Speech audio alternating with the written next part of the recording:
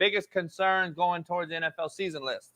Oh, let's do it then. There it is right there then, man. All right, here we go. Coach JB's top 5 concerns for the NFL season. I think he actually has 10, but we're going to put the top 5 on the graphic, and JB's going to discuss the other ones, man. So, JB, take it away, and we're going to react to you.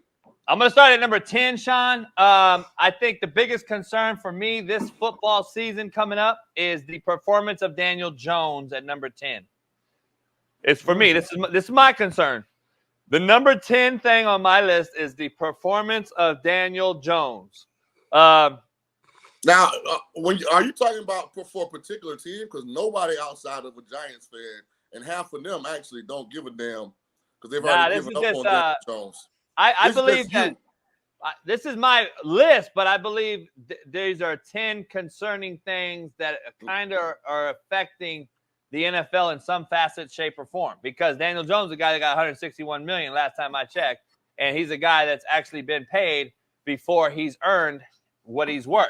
And that's what Smitty and I argue all the time. So I think it's still a very big thing and topic of discussion because everyone brings Daniel Jones up, especially on ESPN, when they talk about bad QB play. So I think it's a big issue and concern for the league's sake. This is just my list. Number 9, the Eagles and Jalen Hurts combination with new offensive coordinator Moore. How that is a concern of mine as well. I think that's a big one. I think a lot of people are willing to see or want to see Jalen Hurts bounce back from a kind of a mid-year last year as the Eagles lost their last 6 games. Number 8, the performance of Trevor Lawrence. I believe after he just signed a big deal, I think that's a huge concern for a lot of folks out there. So I got him at number 8. Number 7, the health of Kirk Cousins. I think that's a big concern. Regardless if you're a fan or not of the Atlanta Falcons or Kirk Cousins, I just think that is a huge concern because we're going to do a hell yeah, hell no later, but we know who they drafted at quarterback. Number 6, the health of Aaron Rodgers. I still think that is a huge, huge list. It could be up on the list actually higher, but I think my top 5 concerns are more pressing, starting right there, Dolphins offensive line depth. Because we know Tua 2 years ago was a guy that was on a list of short-lived lists with the concussion and the head trauma that he took. This offensive line lack of depth is their worst part of their team right now. So I think they lack offensive line depth, Smitty and Shaun. Number 4, the contract negotiation with Dak Prescott and Mike McCarthy. Both are on their last year deal. Both are seemingly replaceable in today's market with a guy named Bill Belichick out there lurking. Number 3, Deshaun Watson's availability. Shaun and I talked about this before. Does he really play? Does he play with a free conscience, a free mind? Does he focus on football only? Number 2, the Buffalo Bills wide receiver group and how Josh Allen handles it. Smitty, is he the guy that Mahomes has shown you he is? Can he be that guy with a lackluster wideout room and still win? I want to see that. And then Joe Burrow's health is number 1 because of his age, in my opinion. I believe his health is number 1. He's been out there saying he's focusing on his health more than just throwing the ball right now. He thinks he can do that with the best of them already. So I'm just going to focus on my health, rehab, and strengthening certain body parts. So we'll see. That's my top 10, but that's my top 5. Go ahead. I don't know, Smitty, if you have one or not.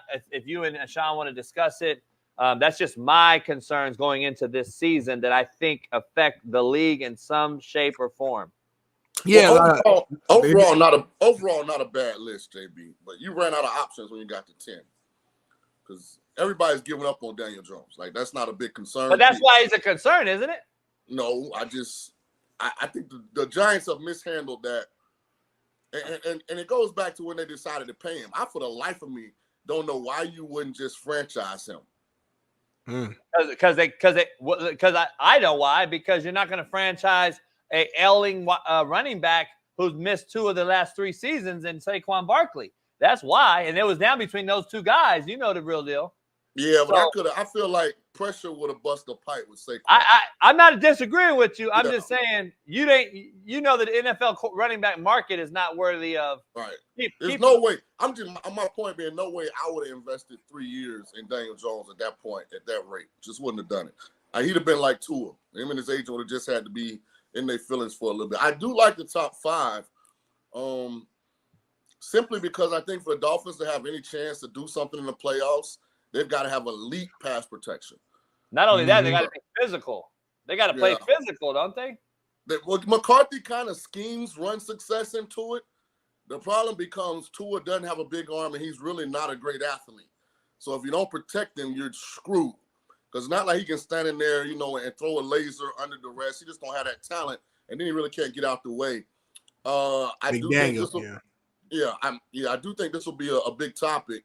Cowboys, Dak, McCarthy, the whole deal. I think you could have added Parsons and CeeDee Lamb to that as well. I would have added productivity to Deshaun Watson's availability, because when he's been available, he hasn't really been that good. And I think Joe Flacco kind of illuminated how bad Deshaun Watson has been. Flacco played better than Deshaun at 39, 40 years old. And the top two, I don't have a problem with. Yeah, man. Where would you put? I mean, just a question to throw back to you. Maybe Smitty has it in his list, I'm sure. Where would you put the concern of AR5 playing a full season and Caleb Williams? Where would you have those two guys? Because I know they're going to be concerns of a lot of folks. Well, the reason I would not have drafted AR5 in the top 5 where he went was because he's never been healthy.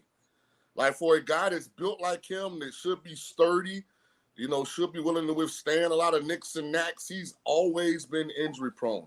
His entirety in Florida, it was an issue. First year in the NFL, it was an issue. So I would have already assumed that was going to be an issue. So for me, not that big a deal. For the Colts, it's a huge deal, especially since they let Gardner Minshew leave in free agency.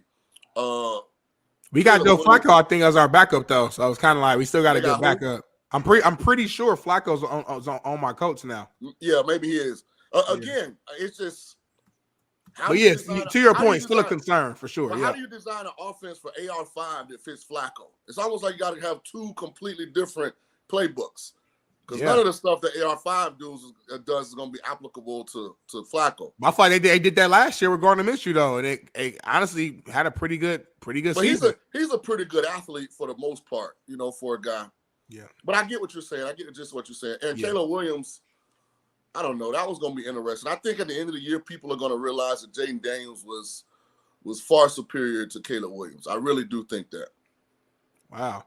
Yeah, I mean, to that point, though, I do think Caleb Williams, there will definitely be some concern because of just everything they did for him. They traded away Justin Fields. And again, whether we love Justin Fields or we hate him, whatever, that still was a top pick who's still young and still has some promise. So you trade away him. You bring in all these new pieces. You get Keenan Allen out here. You get DeAndre Swift. You got, you bring all these pieces to surround, Caleb with an actual team and a group with the mindset that, okay, we want you to be able to show us something. Show us that we were right in investing into you. You hear all this, the media members saying that this guy's going to be the next Patrick Mahomes, the next, a big time quarterback. So I think there's going to be a lot of it's going to be a ton of eyes on him. And let's say the first 6 games of the season, he's not looking anywhere near what the media has portrayed him to be. I think there'll be a lot of, people sweating and concerns of just, did we mess up? Did we overvalue this cat? So I think that's a guy who should be on the list for different reasons. I do like Joe Burrow's health is an obvious one as well, because literally when he's healthy, they win. When he's not, they don't. It's that simple as that. It's not even talk about. Hey, Smitty, here's something to keep an eye on. They weren't playing great before he got hurt last year. They were really struggling. Maybe just something as kind of like a side story to watch. Have people caught up with that Cincinnati offense? Yeah, but you do remember this though too. I think we often forget that Joe Burrow had that calf situation. He's been hurt twice. Right. Yeah. And I think we forget about that first, because remember the first few games he was playing, but he wasn't. He couldn't move. Yeah.